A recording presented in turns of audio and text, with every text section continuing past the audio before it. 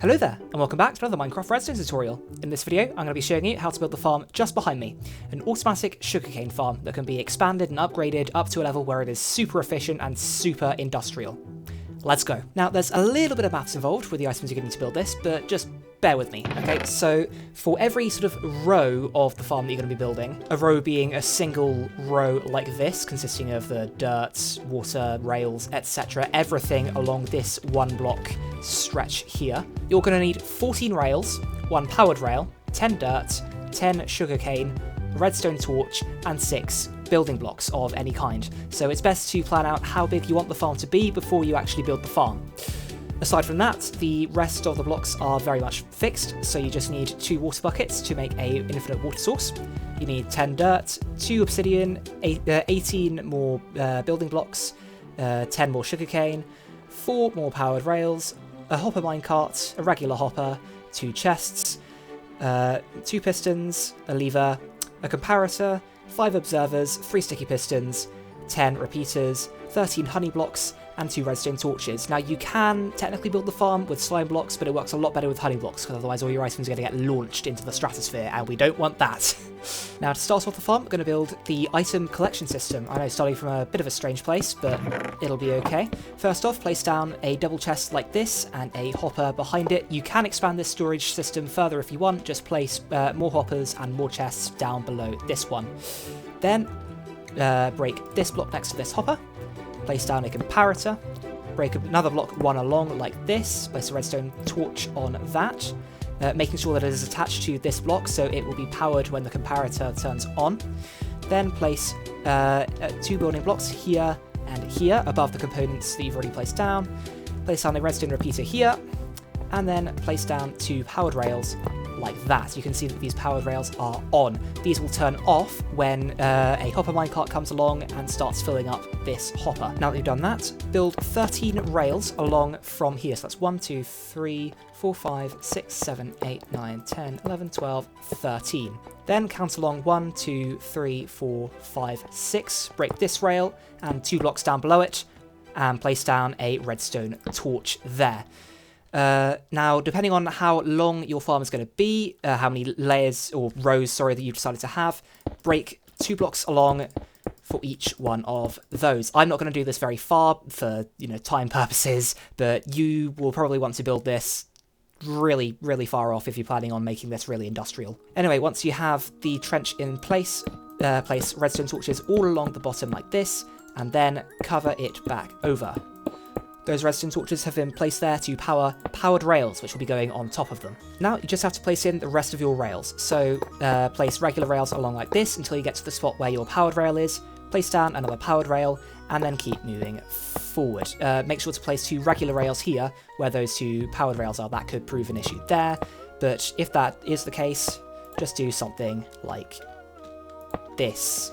Place in all of your rails for all of the rows that you're going to be making sure it's a sort of a zigzag pattern like this so your minecart can travel along it. Then, when you get to this point here, leave a 2 rail gap like this, dig down another 2 blocks like that, another redstone torch down there, cover that back over, and then place down your last 2 powered rails. Then you're going to want to place down another building block, which I have forgotten to put in my hotbar. Much better. At this stage, your farm should be looking something like this. Obviously, a lot longer. Next, we're going to be placing in all of your sugarcane. First thing you're going to want to do is break 3 blocks down here and make an infinite water source like this by placing water in both sides like that. This water can be drawn from infinitely, and you'll be needing that in just a second. Before we use it though, place down your dirt in rows like this. Now, the first one should be a row of single dirt like this, but then the next one, after leaving a gap of 1 block, should be a double. Continue like this, leaving a gap of 1 block, placing down double rows of dirt until you get to the other side, where you should finish off with a single row like that side. It should end up looking something like this. Now, to use the last of your dirt, cover over all of the gaps like this. This is so that the water you're going to place in a second doesn't spill out and ruin all of your redstone. Once that's in, you can draw water from your infinite water source and place down water along here. Fill in all of the gaps like this. Now your dirt should be ready for the sugarcane to be placed on, so place sugarcane on every single block of dirt, even the ones on the end. It's unlikely that these are going to get picked up by the minecart when they're harvested, but it's extra surface area for sugarcane, and there's a small chance it might, so you may as well. Finally, to finish off your field of wheat, time to place in all of your building blocks. You're going to want to make a 3-high wall like this, all along this section here. This is to stop any sugarcane from spilling out the sides. Your farm should now look something like this. Now for the mildly complicated bit, don't worry, it's not that bad. Essentially, first off, place in a building block here, then place honey along like this. It should be 6 blocks, I believe, like so. Then place down a sticky piston like this, and a honey block there, more honey along here, until you get to this point where you're going to place down another building block like that. The reason you're not using honey on the ends is so that it doesn't get caught on the walls, and so you don't have to use a bunch of immovable objects to prevent against things stopping working. Then to finish off the flying machine, just place down another sticky piston there, and then 2 observers like so. Make sure they are facing in the correct direction. So the face here should be pointing along the arm, and then the red dot out the back should be just above the piston here. That should be the same for this observer here, facing along this arm and into this piston. Next up, place down a piece of obsidian just behind this honey block here, underneath the observer. Then place 1, 2, 3, 4 blocks back, and another 1, 2, 3 blocks forward again. Now you can place down another observer just here behind this observer there, and then 1, 2, 3 repeaters, 2 redstone dust, another 2 repeaters coming forwards again, and then set all of the repeaters to 4 ticks. That involves right-clicking on them 1, 2, 3 times. 1, 2, 3, 1, 2, 3. Now you're going to want to come back a couple blocks and place down a sticky piston that is facing in this direction. It should be, it should have a 2-block gap between the sticky piston and the repeater, because now you're going to place down an observer on the sticky piston there, and a lever on the back there. When this moves, it's going to detect that, trigger a redstone signal, and that will activate the piston that we're going to place here, which in turn will activate this observer here.